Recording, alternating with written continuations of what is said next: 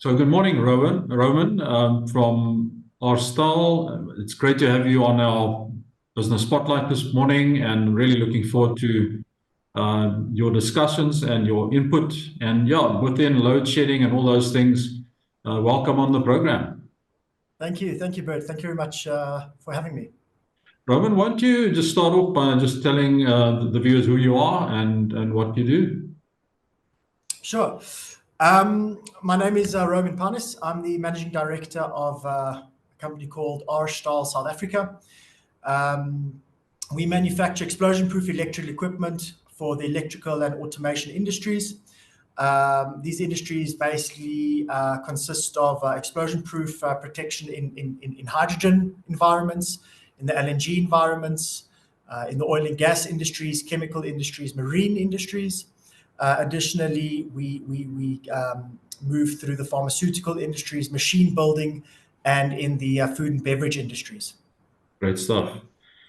So thanks for that. So you've already told us, the unique stuff that you make for specific industries, but just explain to our viewers, what makes you guys unique and why have you, what makes you supply these customers that are in that segment? Well, in essence, the phrase explosion-proof electrical and automation equipment is already a mouthful. So yes. With that, in sense, you've got industries, you've got end users that are working in environments that have hazardous gases and hazardous dusts. These hazardous gases and dusts are potentially very dangerous if there's electrical items in that facility of that potential gas or dust. So if you take hydrogen, for example, hydrogen is a very explosive gas. If you have an electrical item, we all know that by switching any electronic components on and off, there's a spark. Perfect example is when you're at home and we do have power, you put your plug into the wall socket and you might see a bit of a spark happening. That's the same on a light fitting. That's the same inside your computer when you switch it on, for example. So any electronic component that you use creates a spark. If you take that component and you're using it in a hazardous area, like in a hydrogen environment, and you've got the right gas mixture, you've got the right oxygen mixture, and your strength of your spark, the joule of your spark is strong enough, you're more than likely to have an explosion. And that's in essence where Stahl South Africa comes in a sense, supplying the products, if it's electrical products or instrumentation products that prevent those type of explosions. No, that's great. It reminds me of when I worked at McCain Foods, we spoke about safety, and then the statement of nothing we do is worth getting hurt for. Correct. And I quite like that because you guys are protecting the workers and the people in that environment. Plant and people, correct. Plant and people. Yeah. Okay, so we spoke earlier on about your growth as a company and in the industry, and just explain to us, what's happening with growth and what do you attribute your growth to? So I would say, there's three key factors that we at Stahl South Africa try and focus on, make that our day-to-day bread and butter if we can.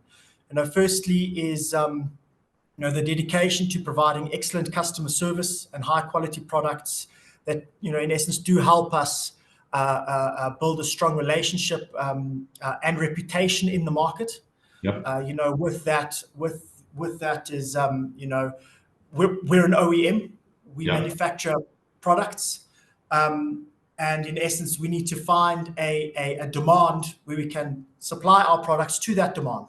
Yeah. Now, in essence, where I believe, or what we try and push is to be better than the rest in the sense of not just supplying a product as in, here's a product, you need it, you can buy it, but in essence, taking the customer's problems into consideration and then creating a solution for that problem that the client has got. We've all got problems. If it's at work or at home, we all live with day-to-day issues. It's literally just getting the sales team out to the client, Yes. focusing on that problem and not selling the product, but in essence selling the solution that will then resolve that problem with our product. And that's one point on the growth to our success. The second one is focusing on innovation and staying ahead of the industry trends. This obviously has allowed us to consistently evolve and adapt to the changing conditions. Excellent. We all know that technology never sleeps. Technology keeps on moving forward.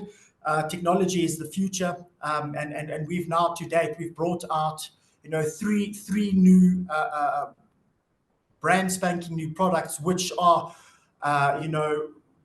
moving towards this change.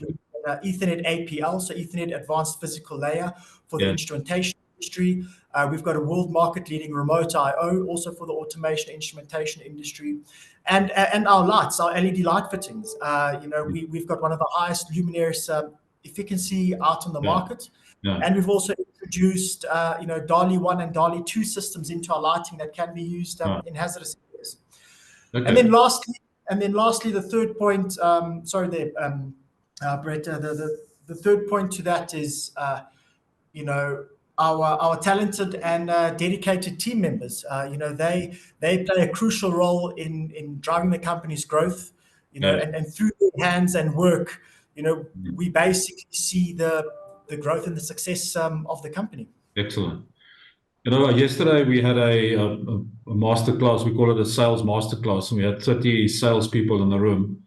And one of the things you sort of, as you spoke about the three things that makes the growth, one of the things we focused on was to say for people, you're not in sales, but you're professionally helping somebody buy.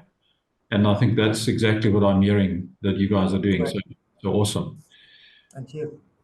Yeah, in terms of the learnings from being an employer running a business, what has your biggest learnings been with putting a team together and managing a team? Well, so putting a team together, there's a lot of aspects to that. If we're looking at significant lessons, that I've learned, as an employer is basically, not too long ago, we've all gone through a global pandemic called COVID-19. So in essence, starting off in 2020, we had our 700 whatever day lockdown. With that, you've got people employed, you've got people to pay, they've got obviously mouths to feed, and so forth. So the lesson learned through that COVID pandemic for myself is that diversifying your thinking and solutions is the I and O. For me personally, for us to get through that difficult 700 whatever days of lockdown was diversification. Change the way you think, change the way you do business, change the way you communicate, and I think out of that the main thing is change. Change in essence is inevitable. You can't change it. It will come, and I believe that if you get out of your comfort zone, that is basically where where the success and the growth actually happens. And for you to get out of your comfort zone is you need to change. That's it. Yeah. Look, I think many businesses had to pivot in the COVID times, and some of the guys that didn't really just thought they're no longer they didn't change and they didn't do it. So awesome that. I really agree with that. So looking at recruiting a team then, what are the qualities you're looking for when putting that team or when employing somebody? Well, again, there's different levels to it. I keep it simple, the KISS concept. Yes. Keep it simple, Simon. A CV is what I start off with. Yeah. So in essence, I use a CV just as a reference. I don't base any major decisions off a CV. I mean, anybody can write anything on a CV. Yeah. So you can't really take everything to heart that's actually written on the CV. I use it as a guideline. For me, I focus more on the first impressions. How the candidate greets me, the handshake, a focus on the eye contact. Is it a direct eye contact? Do they look at the ground? Do they look up?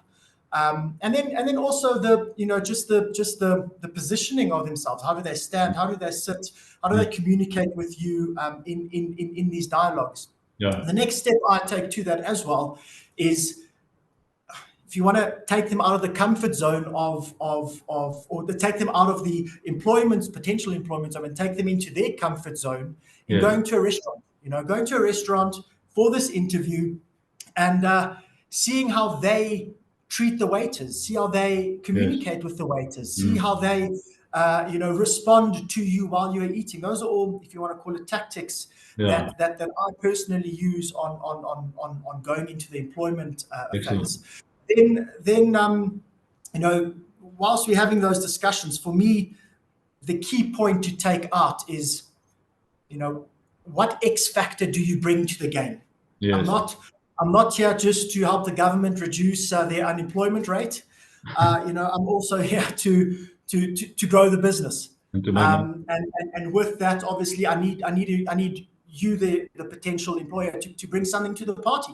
Yes. And once those boxes are ticked, and I think most importantly, the gut feel comes in. Yeah. This is the right guy. This is the wrong guy. Then, in essence, obviously, then the decision is made. But the last 2 points to that, Bert, is two well-known, I believe, and successful people in the world that have written their books, and these 2 points I try and focus on, when employing, and also fostering a productive work environment. Steve Jobs, we all know Steve Jobs. One of his facts were, it doesn't make sense to hire smart people and tell them what to do. Absolutely. We're hiring smart people for them to tell us what to do, and that's it. What are we bringing to the party? And bring it to the party and implement it into the operations, that we can obviously grow from where we are today to where we want to be next week. And then the second one is Robert Bosch. Robert Bosch is obviously Bosch Electrical Manufacturing. One of his phrases was, "I don't pay good wages because I have a lot of money. I have a lot of money because I pay good wages." And for me, those two are one of the fundamentals that I use when I go into employing, and when I obviously try and implement different productivities and work environments into the company. Oh, awesome! Thanks for sharing that. I like the last one about the wages. Must talk to myself on that one. So tell me, running a business, being the MD of R Stahl South Africa, it has a lot of demands on you. How do you manage to balance personal life and business life? With a lot of time and effort, I think. Very difficult, a very difficult balancing act.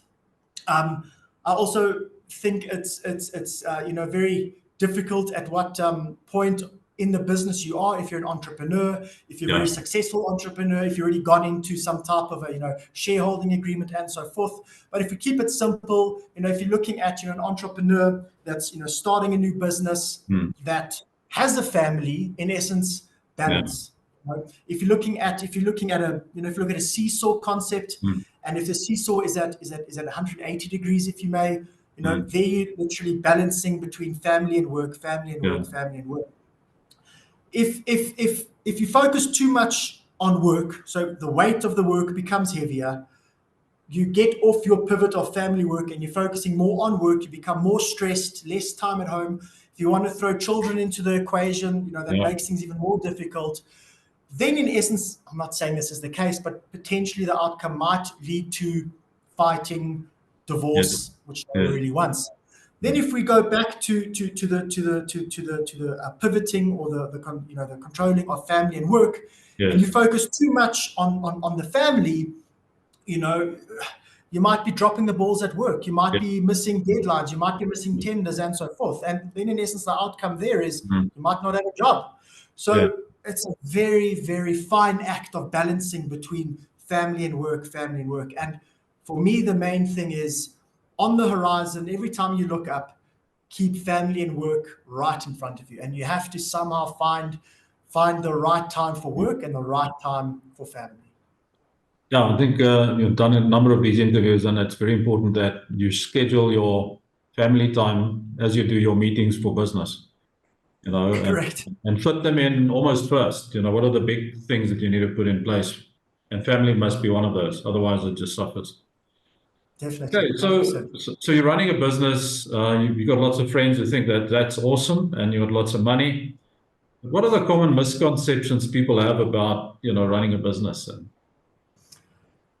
Well, I would say the common misconception is it's an easy path to success and to wealth. Mm-hmm. However,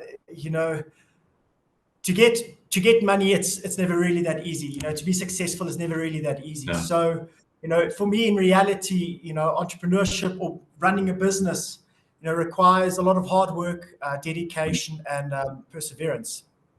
You need to be prepared to sacrifice. You need to be prepared to sacrifice a lot.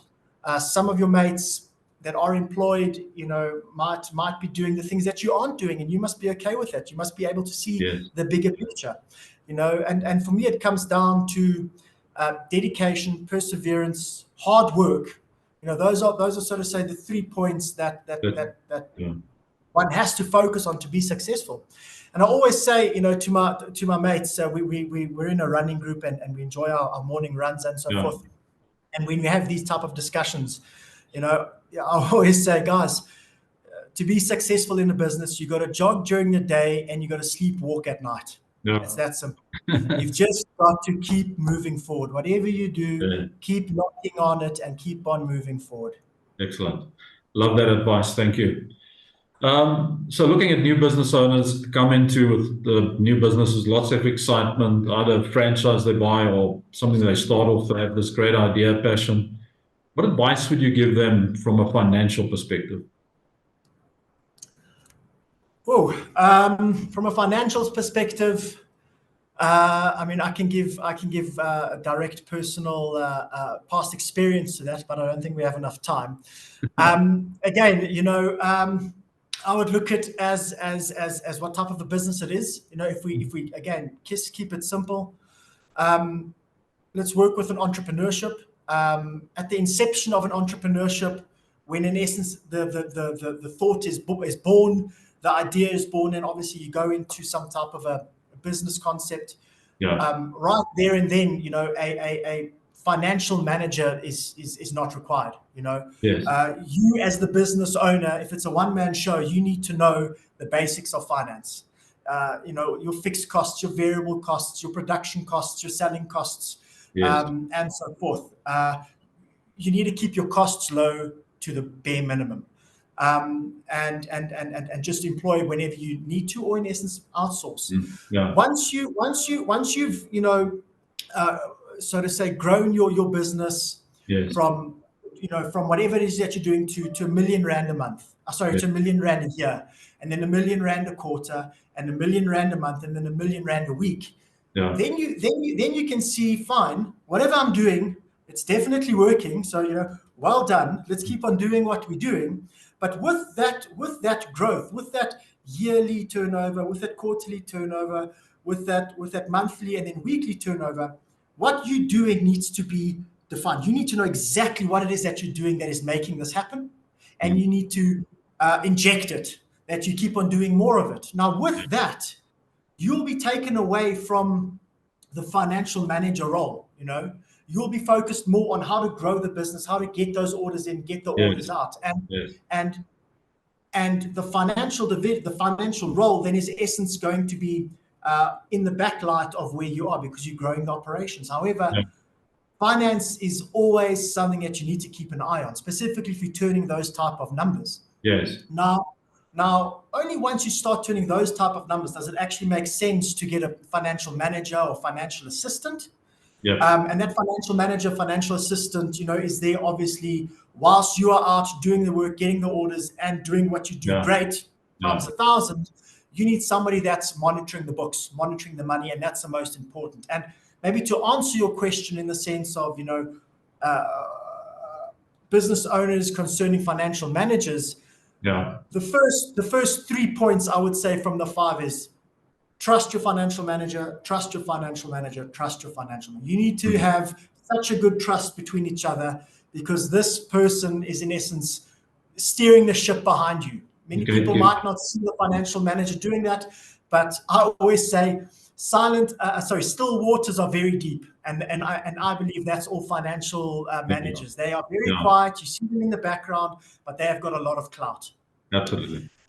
The fourth point to that is obviously the financial manager or the financial assistant needs to have some type of financial background. And then for me, the most important, the DNA of why you would employ a financial person is this financial person needs to, first of all, understand how the current business operates. Yep. Because operation leads to cost, and he's managing the costs. So if he starts pulling the wrong strings, your costs, your operational aspects might change, which might obviously negatively affect your outcome. And for me, additionally to that is your vision. You know where you want to go and what you want to achieve. And for that, you need money. You want to lay the bricks to success, but to buy the bricks and the cement and the sand, you need money.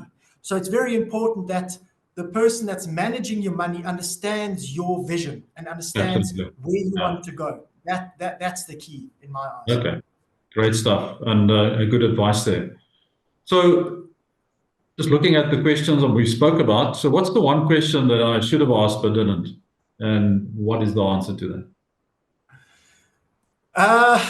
The one question that you didn't ask that you should have, I would say, is what strategies do you use to stay ahead of the competition in the market? And I would say the 3-point answer to that is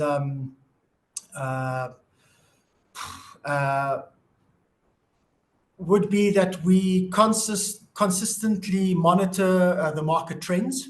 We listen to our customers' feedback, and we invest in research and development.